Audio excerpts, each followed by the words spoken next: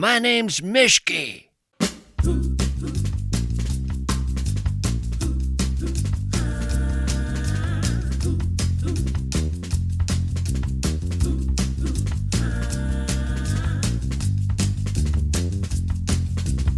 One, two, three. Time for Mischke. Let's be free. You and me.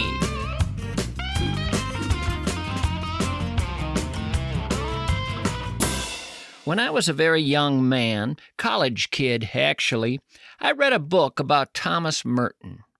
Thomas Merton was, and for all I know still is, arguably anyway, the most influential American Catholic author of the 20th century. His autobiography, The 7-Story Mountain, sold over 1 million copies. It was translated into over 15 languages. He wrote over 60 other books and articles on topics that ranged from monastic spirituality to civil rights to nonviolence to the nuclear arms race. He ruffled some feathers, that Thomas Merton. He didn't stay silent like many expected a monk to do, especially a Trappist monk. He had things to say. But he also had his internal struggles, his demons, as people like to say, things he wrestled with in his attempt to harness a rather rebellious spirit and connect to some divine mystery. Anyway, when I read about Thomas Merton, this Trappist monk who lived at a monastery in central Kentucky, I was sitting in my dorm room at St. John's University in central Minnesota, which also had a Benedictine monastery. And I would see the monks walking in the woods near my dorm room in their black robes, like shadows in the twilight. Monks intrigued me back then, and they continue to. Thomas Merton became almost a one-man advertisement for monastic life in the 1950s. With the publication of his autobiography, The 7-Story Mountain, people looking for meaning in a world just coming out of a vicious world war and moving into the nuclear age, well, they looked at monastic life as an escape from worldly attachments, latching onto something deeper, some connection to the divine, to something ineffable, something eternal, something rewarding. Monasteries saw a surge, and they had Thomas Merton to thank for that. Merton eventually got his monastery, Gethsemane, to allow him and soon others to build tiny little buildings in their acreage, where certain monks who wanted to could live as hermits, alone in the natural world, in a contemplative state. That had originally been against the rules. But Merton, ever the rebel, he pushed for it, and he got it. Now, Merton's little hermitage that he built became famous over the years. People still visit it today, actually, even though he's been dead for over half a century.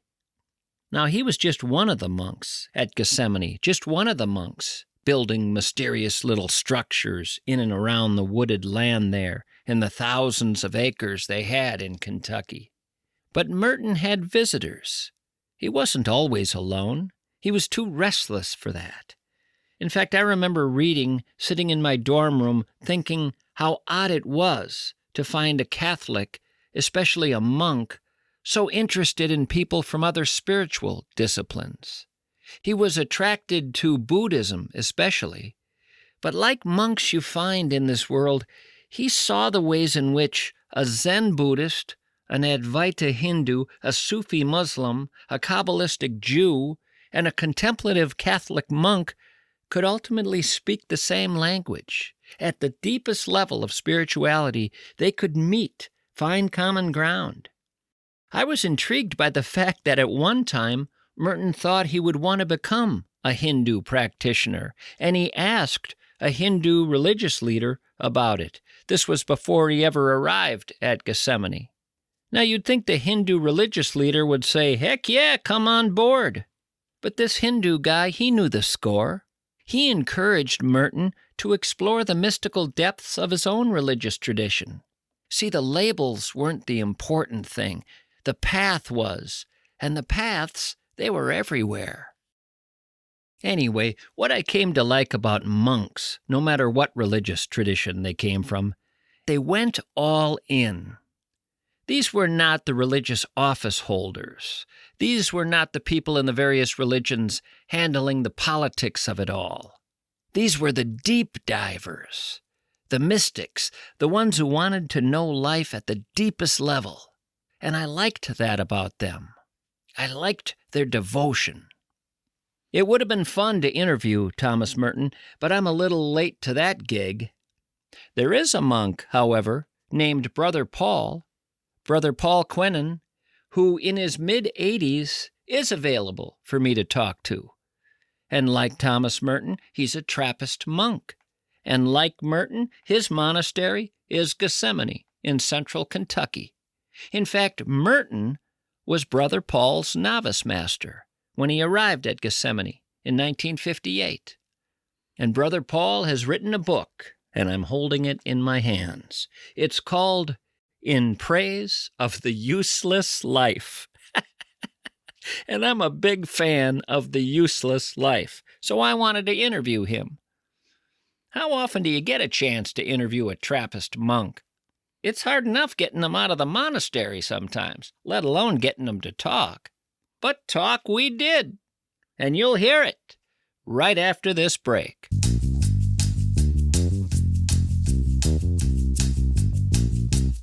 Stop for a moment and think about your bank. If you're with one of the national giants, how's that relationship going? What are you to them? Part of a quarterly earnings report? They talk about being everywhere, but guess what? They're not here. Not really. North American Banking Company is. They were founded right here in the Twin Cities, and they were founded with the idea of being different. A community bank. That's not a dusty title. That's how they operate. Their decisions are made locally by people who understand the rhythm of this community here. The small businesses, the families, the goals that are unique to people here. They believe banking should feel empowering, not irritating. If you're ready to trade the bureaucracy of your monster bank for the partnership of a community bank, make the switch. North American Banking Company, 6 Twin Cities locations. North American Banking Company, member FDIC, equal housing lender. When was the last time you bought glasses where people looked at you and said, "Wow"? If you're settling for the same limited choices at the mall or the big box stores, you're missing out on the best vision experience in the Twin Cities, Spectacle Shop. This isn't just a store. This is an optical destination, the optical destination. You leave there and people say, "Wow! Whoo! Yeah! Smoking." For 5 years running, they have been voted best eyewear shop by the Star Tribune readers. Spectacle Shop has its own in-house lab, meaning your new precision lenses are crafted right there. This gives them total control over quality. And if your prescription is complicated, this is where they shine. They have the most skilled lens makers in the Twin Cities, tackling the prescriptions that others simply can't handle. And when you buy their glasses, people are going to look at you and say, "Woo-hoo-hoo! Yeah! All right! Come here! Come over here!"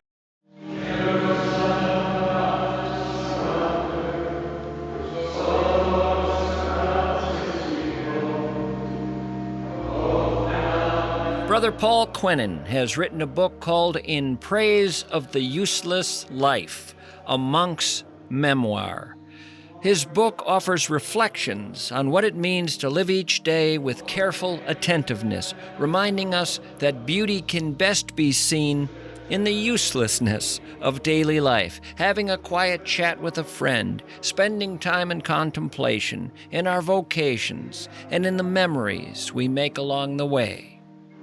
In Praise of the Useless Life, a monk's memoir. I welcome to the show now Brother Paul Quenon. Well, thank you, Tom. I'm glad to be here. I'm delighted you're here because I've wanted an opportunity like this for many, many years. I don't have an opportunity, obviously, to sit down too often with a monk.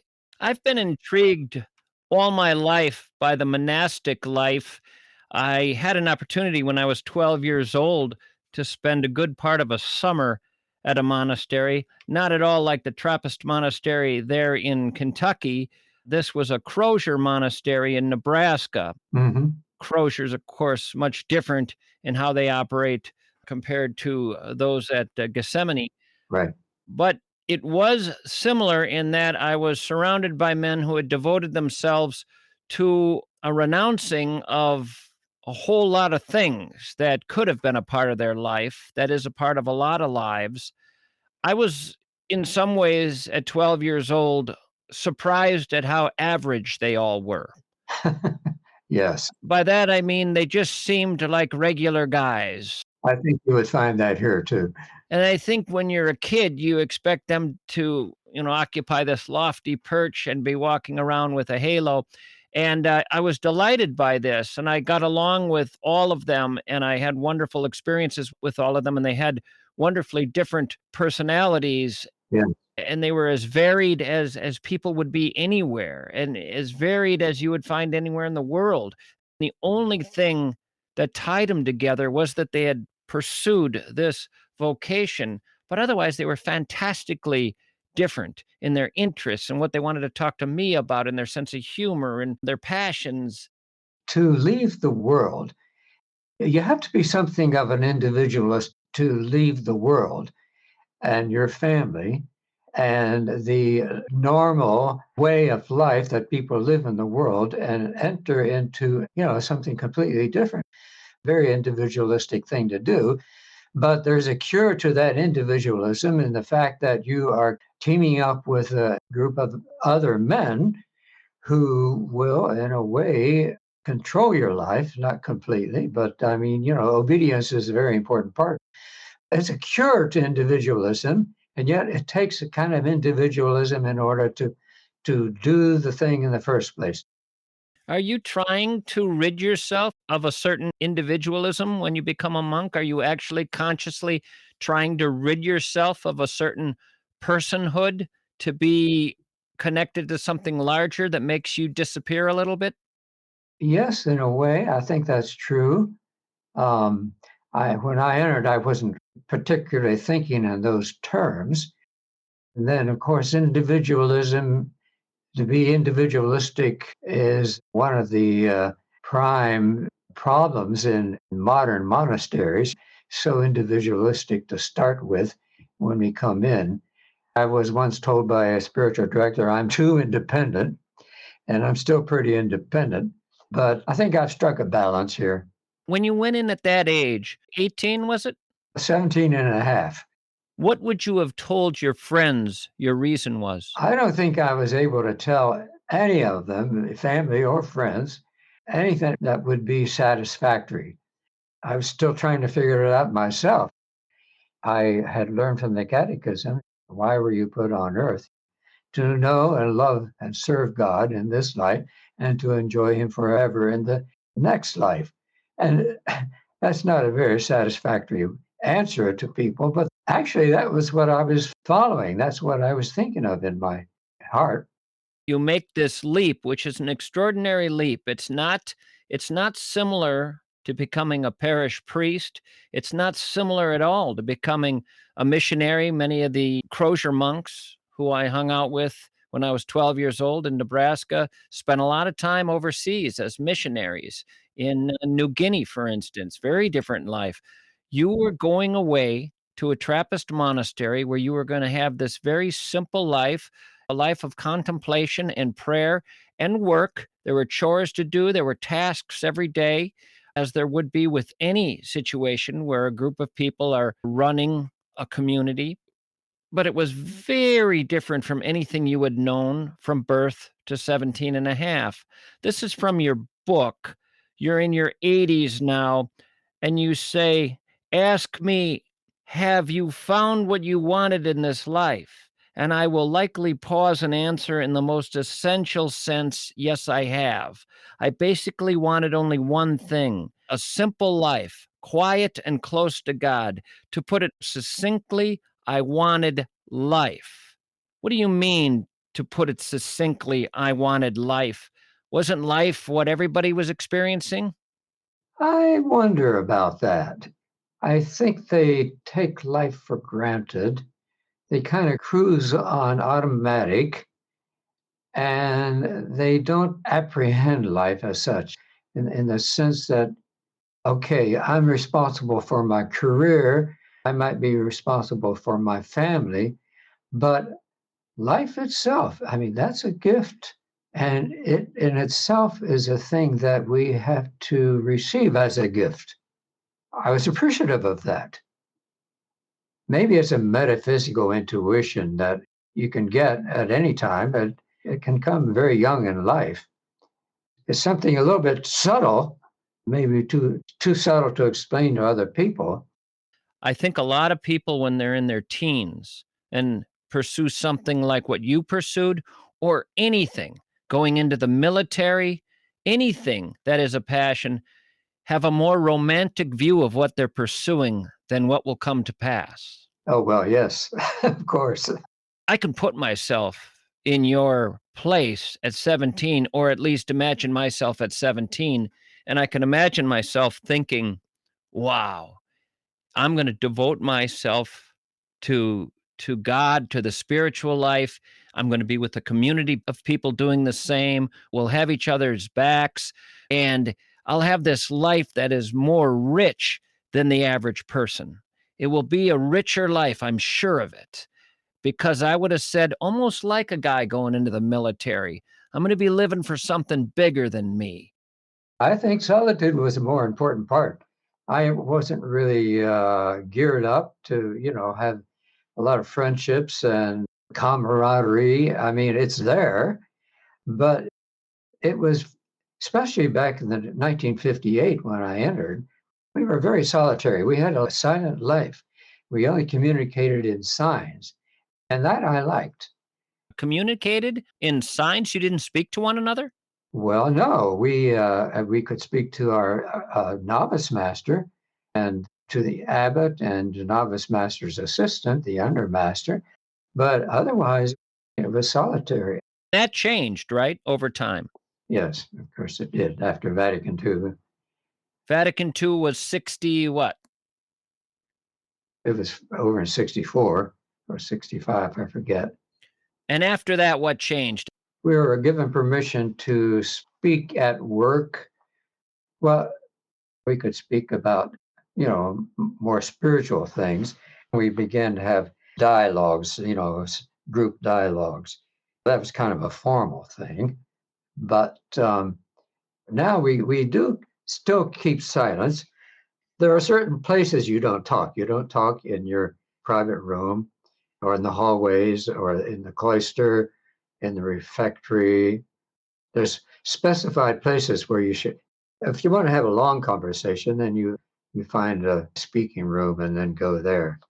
It's pretty relaxed. I mean, people accept that, and that's what they do. You titled the book In Praise of the Useless Life.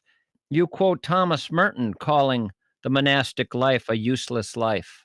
Oh, yes. Yeah, he would say that. Yeah, of course, he's thinking in terms of what the world usually thinks of as a useful life. And as far as they're concerned, this is a useless life. At times, I was wondering whether or not it was you guys' way of exhibiting humility, which is a value and one that you try to stay close to. The idea being that one could go the other direction and talk about having a more important life than the average person. In fact, to some degree, you might have thought you were having a more important life than other people, at least in the sense of what you said earlier. You were living, capital L, and maybe you saw people around you not living, capital L. Well, I used to hear that kind of talk from my first abbot here. We're at the top of the pyramid as, as far as perfection is concerned. As far as what? Perfection is concerned. The most perfect life is what we have. Well, I mean, that's not my idea of humility. To me, it's a gift. I mean, I'm just so happy that I've been able to live here for 65 years. And that doesn't make me any better. It's just that God's gift for me on this earth has been so full. Yeah, I had you not done that, I could have seen you doing something similar to what Dick Proenneke did in Alaska. Are you familiar at all with the life of Dick Proenneke? It was featured in a public television special because over 30 years alone in Alaska, he documented his life. He had film equipment with him, and he lived this extraordinary life alone up there for 30 years. Took to it, was meant for that kind of a life, engaged with nature, much the same way I read of you engaging with nature. That's wonderful, but I'm too gregarious. People ask me, would I ever become a hermit? And I say, I'm too gregarious. I like to be around people. Well, here's the paradox. Earlier, I was trying to push you in that direction earlier, and you balked and said, no, I wanted to be alone. Well, I mean, there's extremes in either direction. To me, it's a matter of balance. I don't want to be with people all the time. Are you an introvert? Basically, I'm an introvert who learned how to be extrovert. Yeah. I would think monasteries would attract a lot of introverts. I have a hard time imagining them attracting extroverts. Well, it's funny because there are extroverts in the monastery, and they persevere to the end. I want to ask you something about Merton. When you arrive in 58, he's your My novice master, you arrive as a novice right? and he's your novice master. Did you know that was going to be the case when you got there, that he was? No, I didn't at all. And I was here for a month before I found out that my novice master was Thomas Merton. No, you have this guy who's your novice master who not only is already a known figure and respected and somewhat famous, but also someone who would grow in notoriety and fame in the ensuing years over the next 10 years. And after his death in 68, it would even grow more. He Yeah, became larger than life. right. So here's this opportunity to have this man as a leader in your life, as a mentor. You must have felt, and correct me if I don't have this right, that you won the lottery. I just took it, as well, that's what God has given me. My head was not full of fame. The good thing about the way it happened is I didn't know he was Thomas Merton until a month after I entered. I was even looking around choir, which one of these monks might be Thomas Merton. Then one day, we were having spiritual direction, and he handed me a book by Thomas Merton, a new book, and I said, "Well, have you read it?" He said, "I wrote it." And just for people who don't understand, at the monastery, he went by Father Lewis. By Father Lewis. I had forgotten. I mean, he says that in the Seven Story Mountain, but I had forgotten that his name in religion was Father Lewis. At that point, we had already established a relationship as novice master and novice. And so his being a writer was just background. One of the things that I was struck by reading your book was how many people in all walks of life came to admire him and in some cases came to visit him. Figures as prominent as the Dalai Lama, Joan Baez at the height of her fame, people who saw in him something beyond a monk, something beyond a Catholic. They saw, in some cases, parts of themselves or parts that they wanted to have. And one of the ways that I think he was able to get people to connect was he allowed people to see his weaknesses. He was very open. And that often helps with people who otherwise see a monk on some lofty spiritual pedestal they can't relate to. Yeah. He would speak about his inner poverty. And I think that was, I mean, that's how he experienced the spiritual life to a great extent. In a sense, it's the experience of the absence of God rather than the presence of God.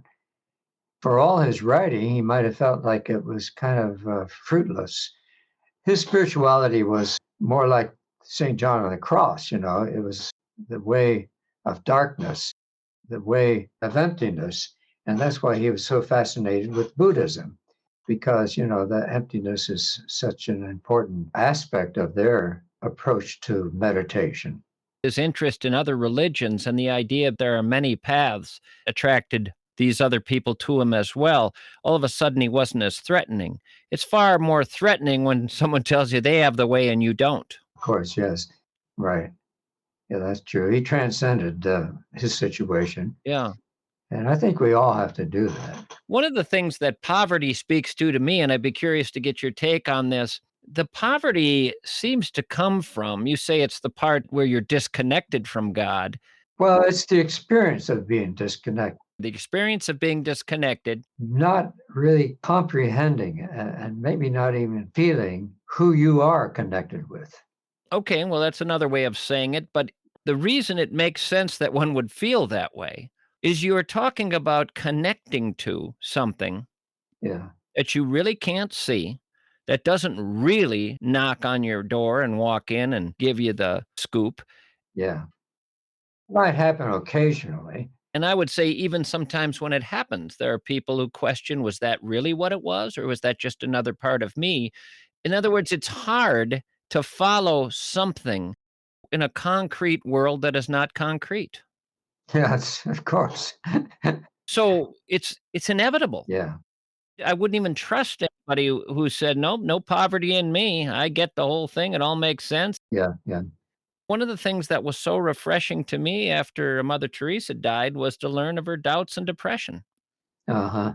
because all of a sudden she was human and her pursuit became all the more impressive because she's pursuing it in spite of all of that. Yes. And with Merton, I'll tell you something. You said at one point in your book that people who are married are more intrigued by the fact that at one point in his life, he actually fell in love with a woman while he was a monk and then realized, I can't go down this road. I've given myself to God as a Trappist monk, and he ends up going back and then he dies a couple years later.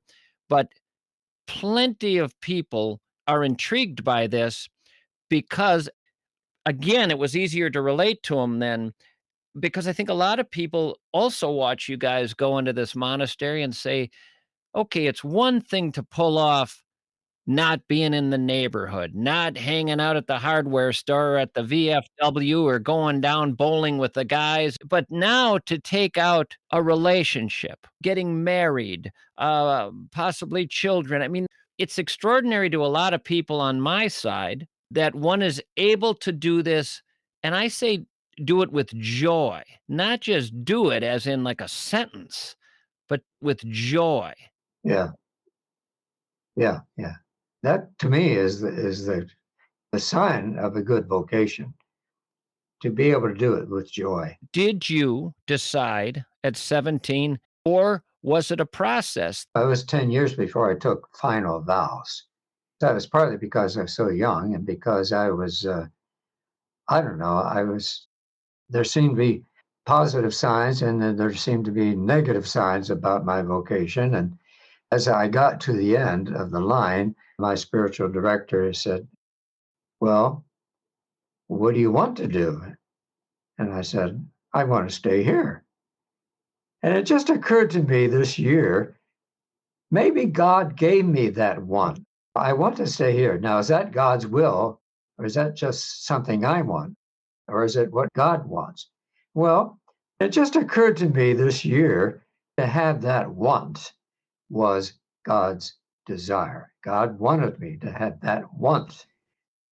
That's kind of the insight I got.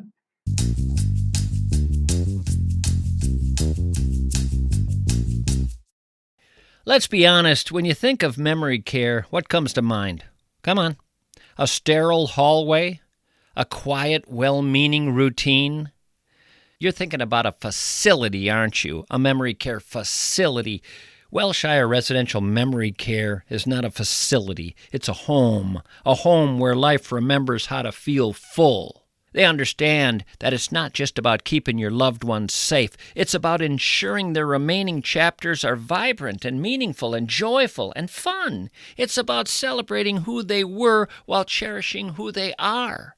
Think of the things that truly matter to your loved one on a given day. The joy, The smell of fresh-baked cookies, not some schedule they have to follow. The warmth of someone's hand, not just some caregiver's presence. The dignity of choice, even when memory fades. At the Welshire, they don't just manage cognitive decline. They fight for emotional well-being. The Welshire, they're in Medina and Bloomington. 1918. World War I was ending. Prohibition was looming. And right here in the Twin Cities, Minneapolis, St. Paul Plumbing, Heating, and Air was born. You think about that. 106 years of winters, 106 years of unexpected leaks, sudden furnace failures, sweltering summer nights. MSP didn't just survive those years. They plumbed them, they wired them, they kept them comfortable. Most companies sell you a service call. Minneapolis, St. Paul Plumbing, Heating, and Air, they sell you peace of mind, forged over a century. When you call MSP, you're not talking to a recent startup, reading from some manual. You're talking to a legacy, people. You're getting the accumulated wisdom of 4 generations who've seen every single system, every pipe, every conundrum, every breakdown, and every smile as they've exited, heading back to the shop. MSP. We sing songs 7 times a day for ourselves and for the world. We've been doing it since we got here. They got here late in the afternoon of December 21st, 1848. Next day they began, and it's never stopped. Every day, 7 times a day. Day by day, week by week, year by year, until the end. We sing. In a wild, sordid, noisy, violent world, we sing. For our healing and for the healing of the world. When I'm reading your book, and I'll just remind people of the title, In Praise of the Useless Life, a Monk's Memoir, Paul Quenon. When I'm reading your book, where you come most alive to me in terms of joyfully living your life is in a natural setting, which you obviously love, with nature, and it should be stated, you sleep outside. Yeah, I did that for 28 years until I got to 83, and then it just seemed like I didn't belong there anymore. Kentucky isn't Minnesota, but in January, if you're outside sleeping, it's cold. It's just a matter of having the right equipment. I was off at a distance from the monastery in a lumber shed on the porch. It was great. I loved it. And then, of course, I was in touch with moving with the weather rather than against the weather. The body adjusts. We get awfully dependent upon our indoor heating. Well, yeah, but what I'm saying is a person who does that because they want to engage with that outside world. They want to engage with it. I think my primary motive was the love of solitude. You could have had solitude without being outside. It's not the same thing. I mean, when you're out there, you wake up in the middle of the night and there's nobody around, not even within shouting distance. But you don't talk about the solitude in those moments as much as you do the mist, the rain, Yeah. the incredible moon, the sounds of nature. I'll go further than that. You dance in that world of nature. You dance. And that is a celebratory, that is a joyful, I'm alive. Yeah. Look at this world I'm in, hear the birds, look at the sunset, and you're dancing. No.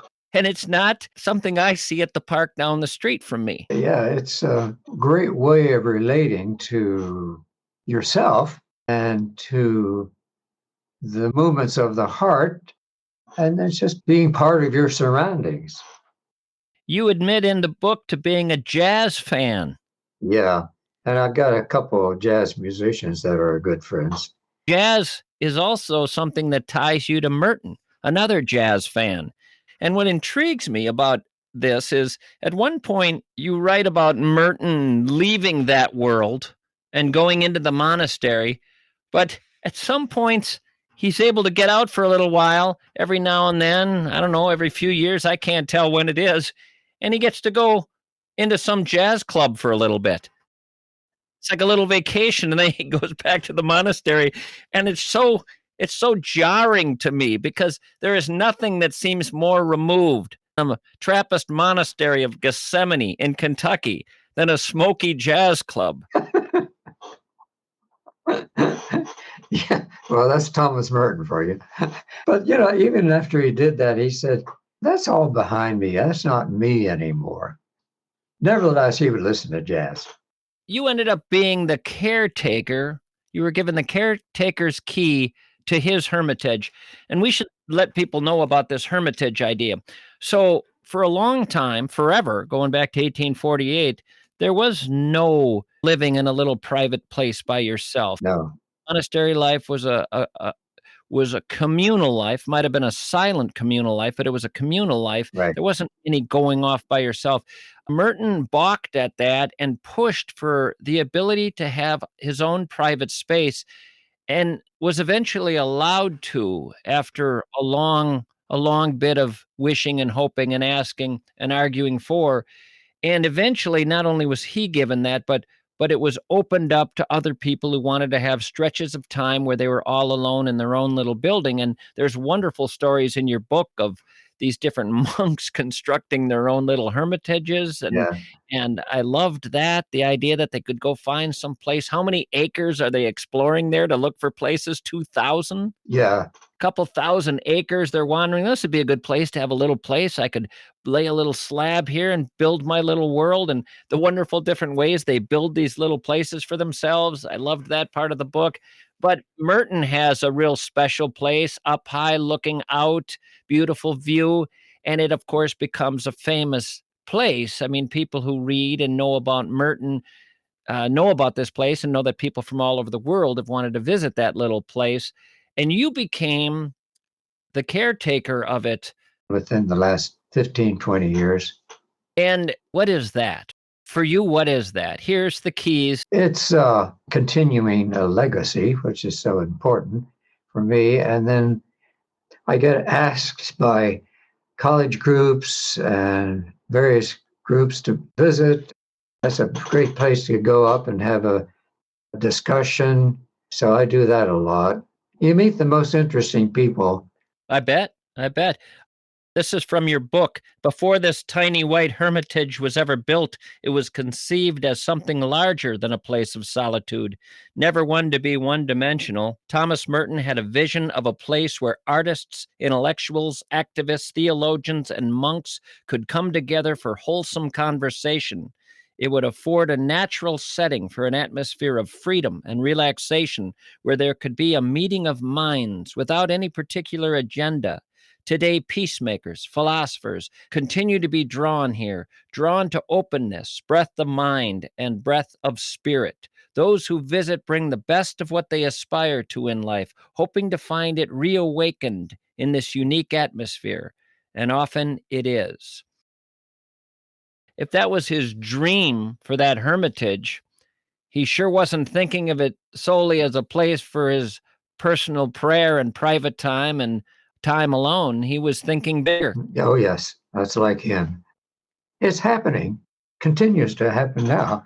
I just, last week, Kathleen Norris, the author, she was in Louisville. And so she came out here and I brought together a group of writers and poets and a musician. And we had a wonderful afternoon and evening. I don't have a whole lot in common with you and Thomas Merton, but I have one thing for sure in common with you two. My favorite poet has been for decades Emily Dickinson, and that was his, and that is yours. Oh, yes. Well, I wouldn't say it was his. He talks about her as a kindred spirit, as almost a sister. It's as glowing as a poet has ever been spoken about. That's true, yeah. But he was so diverse. I don't know if he would actually stay. Well, yeah, he did feel that kinship with her. You're the first person, however, who's ever put her on the level of being in a monastic world herself, in a world she created that sounded at times in her writing a lot like your world. Oh, yes, that's true. The one I memorized lately is Wonder is not precisely knowing and not precisely not knowing, a bleak and beautiful condition. He who has not felt it has not lived. Beautiful, beautiful. And to a large degree, wonder may come closest to the highest experience of consciousness, comes closest to the idea of awe. Right. I wanted to ask you about this hermitage thing because we spoke earlier about the fact that it wasn't there. There weren't hermitages. Then Thomas Merton breaks open this idea of these private little spaces, and all of a sudden, a lot of different people are having them and building them. And it seems almost a trend for a while. And the trend sort of dies out. I struggled to understand the fading interest in it. Why would the idea of that go away? It seems to be an idea that was always part of life on this earth. I don't think of it as a trend. Yeah, that's a good point. But I haven't heard of any full time hermits in a good while anywhere in the order. Things change. At one time, people were overcrowding the monasteries, and now the monasteries are undercrowded. Where are we in 2025 with the world of monasteries? What's the status? The biggest complaint now is that we are not receiving vocations, and older monks are dying off. And so it's kind of in a state of, well, are we dying? We're in a different age. If you think about the hermitages as coming and going, maybe the monastery is just another version of that, something that made sense for a time. And then as the world changes, spirituality wants to be experienced in a different way. Yeah, If your desire to become a monk was God inside you, providing that sense of want, of desire, and that is not being put into people, then I suppose one should honor that if you think of it that way. good point. Maybe God is tired of this kind of thing. I don't know. I will say that there is, for me, there has always been a fascination with the idea of you call the book In Praise of the Useless Life, and I know you don't mean it really, it's tongue in cheek, but I have been intrigued over my many years by the idea of prayer and what we don't know about it. And when I say that, what I mean is we really don't know what is going on with concentrated prayer. There's all sorts of work being done and all sorts of writing you can find on concentrated thought, efforts of the mind to alter certain realities. I'll go to the simple act of the placebo effect, believing something so strongly that it becomes the case.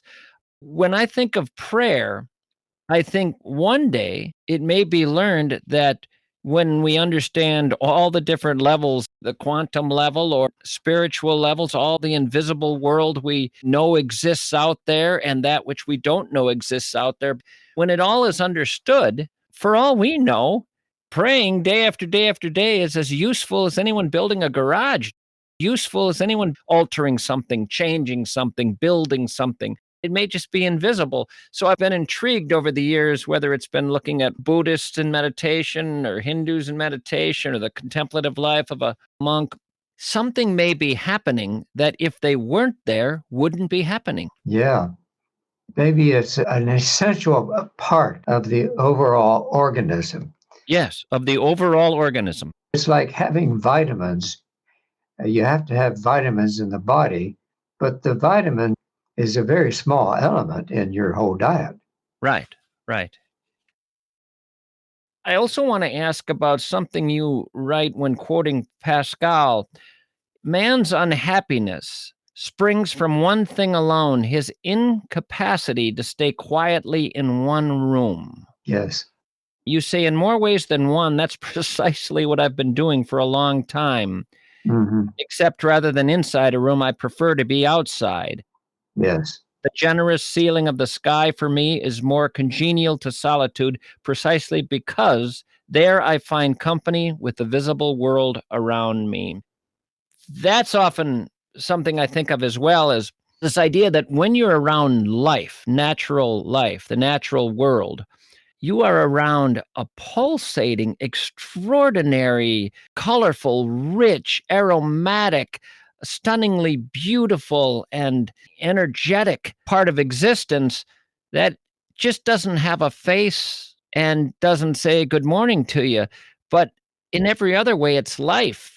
So there's a little bit of a misnomer sometimes to me in being quote unquote alone. Oh, yes. Well, as William of St. Thierry said, I'm never less alone than when alone. Never less alone than when alone. Yeah.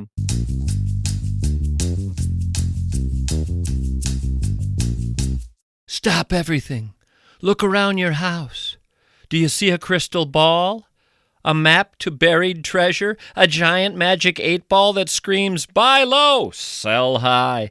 No, because you're probably managing your retirement savings like an amateur magician with a broken wand. You're spinning plates, juggling mutual funds, hoping your 401k doesn't suddenly vanish in a puff of smoke.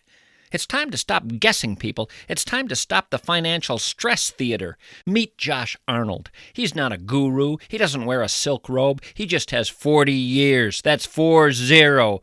40 years of relentless experience advising people on their investments, their retirement plans, their IRAs, 401ks, complicated mutual funds. 40 years. He'll give you 48 minutes on the phone free. Free. You call him. You talk to him. Josh Arnold. 952-925-5608. Investment services offered by Josh Arnold Investment Consultant LLC, a security and investment advisor. Past performance is no guarantee of future results. All investments involve risk. Tommy Mischke is a paid endorser. I'm a car salesman. I want to shout about monthly payments. We got a deal. Shut up. We all know how car ads sound.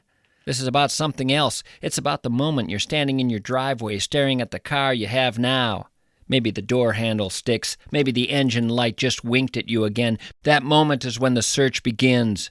And honestly, the search can be exhausting. At Fury Motors, South St. Paul, Stillwater, Waconia, Forest Lake, they've been watching these moments happen since 1963.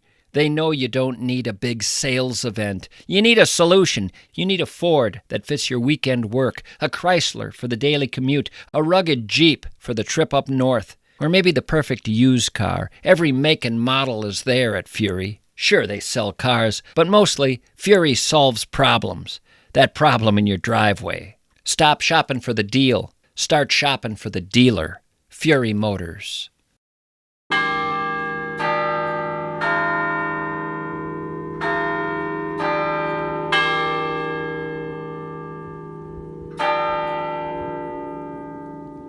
You quote Plato saying life is to be lived as play.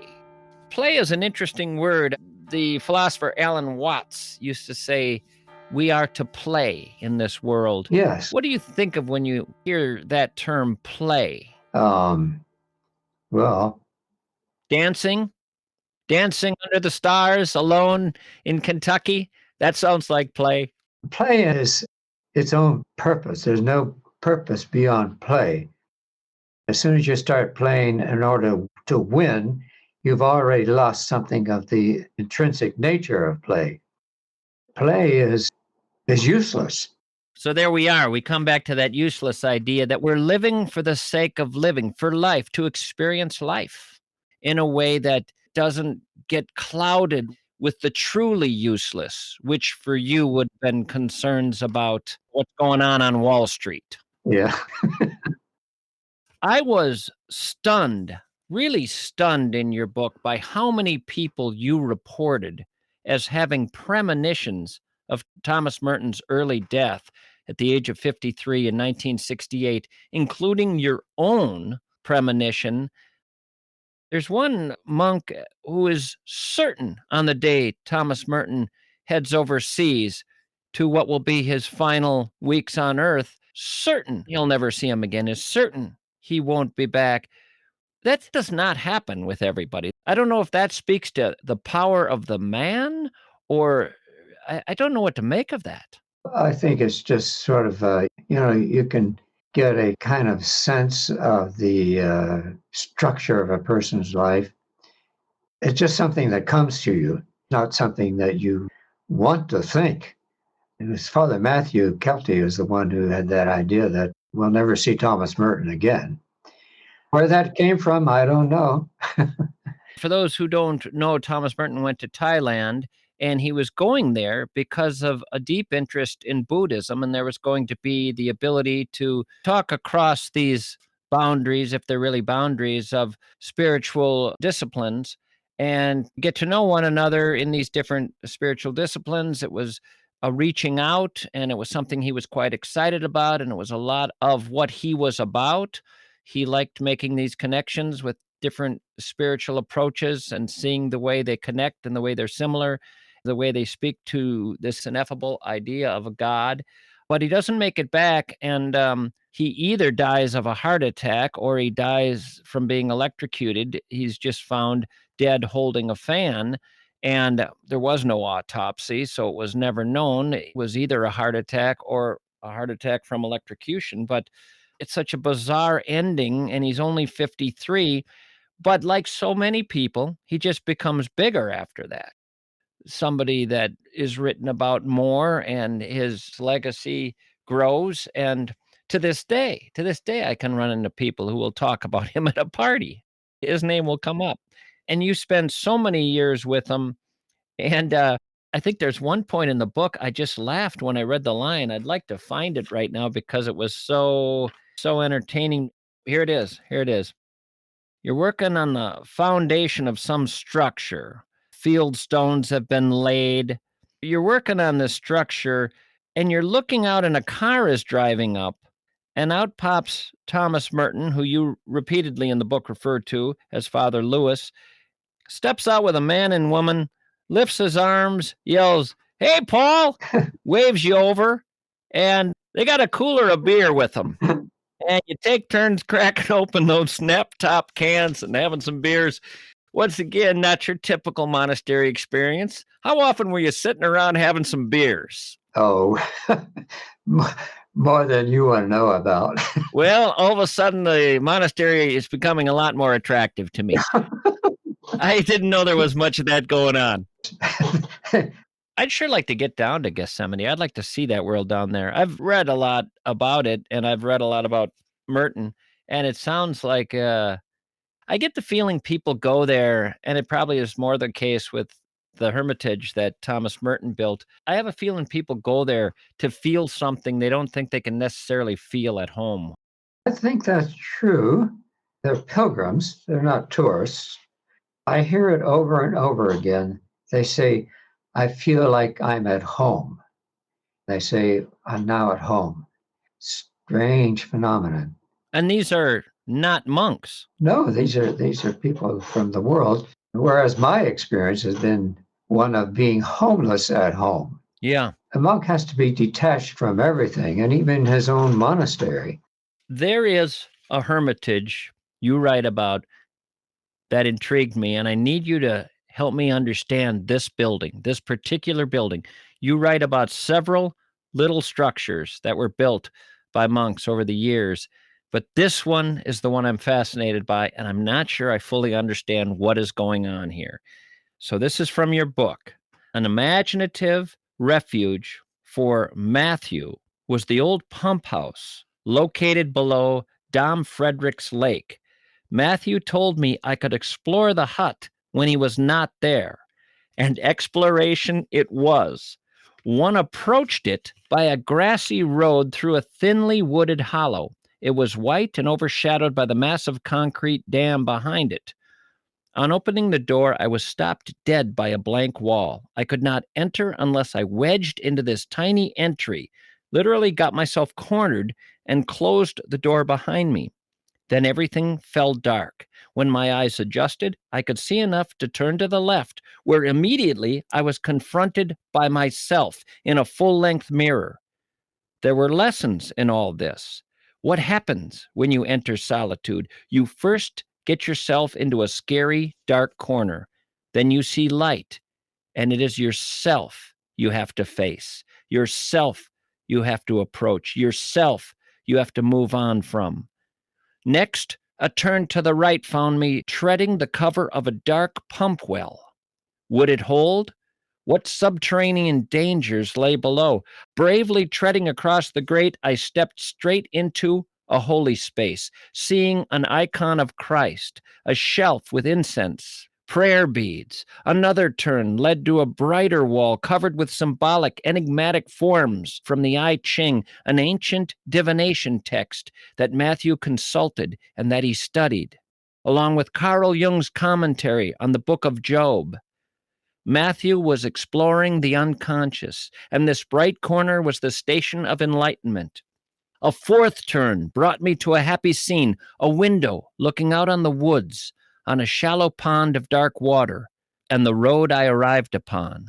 A guitar hung on the wall, a cowboy hat. There was a rocking chair, a bookcase, a landscape painting, a place to relax and to reflect. Such runs the course of the solitary life as Matthew understood it and practiced it. What a little place. Oh, yes. That guy put some thought into that little structure. Matthews has passed on now. He lived to be 95, I think. How long ago did he die? 10 years, I think. You don't have any premonitions of your own death, do you? I have a premonition that I'm going to live to be a very old man. Good for you. I've been waiting for a premonition like that. I don't hear those often enough. Well, it came upon me after my twin sister died. I had a twin sister, and she died at the age of 54.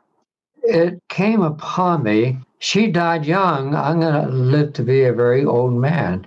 We have one brother here now who's 102. This Father Augustine intrigues me. I found myself wishing I had met him. Father Augustine came to the monastery as a widower. He had a grandson living and had been ordained a priest in Brazil. In his youth, he had traveled Europe in a family circus as a clown. It attracts all kinds, doesn't it? Yeah, we've got several divorcees here. They get divorced and they say, you know what? I'm not going to give it another shot. Yeah.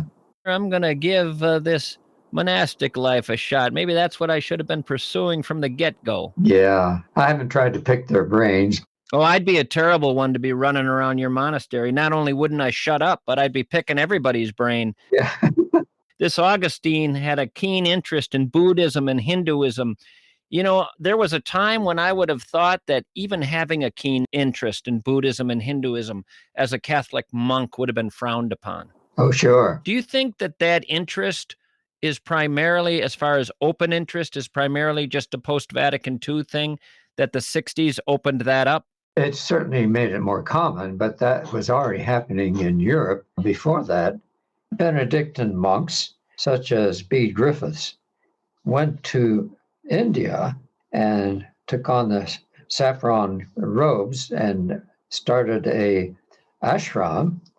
Later was joined by Henri Lassault from France, and he became Abhishektananda. He took a Hindu name, and he became a very holy man. And now his journal has been published by Monkfish. John Sweeney as the editor. That came out this year or last year, I believe. There is a fascinating chapter called Unexpected Visitors in your book, In Praise of the Useless Life. And you write, just the other day, I took a strange walk on the wooded shortcut to Father Lewis's hermitage. Once again, that's Thomas Merton's hermitage, enjoying an unusual visit with a most unlikely woman, a folk rock singer from New Zealand named Kimbra. So she's this lively, graceful, young, long, dark-haired woman who really was fascinated by the monastery, by Merton. You told her that when Joan Baez was visiting, she could not resist running through the open field. Sort of had this thrilling experience of just being there as a human being. And you go on to write about other people who have dropped by and visited. I don't know why stuff like this just intrigues me, but I'll read right before that. We talked about many things, this is Kimbra and you, including a love we share for the essays of Montaigne. I tried to understand what could cause her, a sensitive woman, to be attracted to rock music. Perhaps it's the attraction of opposites. For an introspective type of person, it can be something of a game to play shadows and masks with the outside world. Mae West was an example of this. Mae West, her apartment was full of religious pictures, and she was very devout. Also, recently, a filmmaker who makes slasher movies was here on retreat, and we got into a very deep conversation about playing a role while retaining self-knowledge and identity. Multiple things going on there. One is these people who you wouldn't expect to be interested in this monastic world being interested in it. Two, the idea that what they're doing with their life is sort of a theatrical mask of sorts, but it's not necessarily who they are. That's my interpretation of it. Yeah, and I think that's fair because often I think of this. If you do sometimes think of life as play and you take that Shakespearean idea of us as being actors, there is this thing you do each day, how you present and how you quote unquote play. And then in the quiet of the evening, in the dark, alone, or in a hermitage, there is more of a sense of who is at the heart of all this, who's under the mask. Yeah, I mean, as a community, we do the same thing every day, and it's part of the outer mask in a way. In a way, I am hiding myself in that crowd, in the interest of manifesting Christ, because that's Christ's play in us. You write, when things are working right. In other words, when things are as they should be there in Kentucky, there is this wonderful self-forgetting. Ambition and striving fade into the background, and life lived in God is sufficient. To just be alive, to move from day to day, to do the chores, to greet the smiles of others. That is a gift. That's the gift. That's the precious blessing. Gratitude becomes the intrinsic animation of daily prayer. Just being grateful to be able to experience this, to be alive. What I love about that is the way you write, when things are working as they should. One of the things you learn in your book is from time to time, things don't work as they should in any life and with any monk. And then from time to time, things slide into this beautiful little flowing river and things are working exactly as they should. Yes. And when they are, you have that lovely description of what life is like. A very simple, beautiful life of gratitude, simply to be able to experience life. And for you, experience it most intensely in that monastic world. Yes. In praise of the useless life a monk's memoir, Paul Quenon, I'm delighted you wrote it. Thank you for this wonderful visit with me. Okay. Thank you. Folks, I hope you get the book, In Praise of the Useless Life. Thank you. God bless. God bless. Bye-bye. Bye.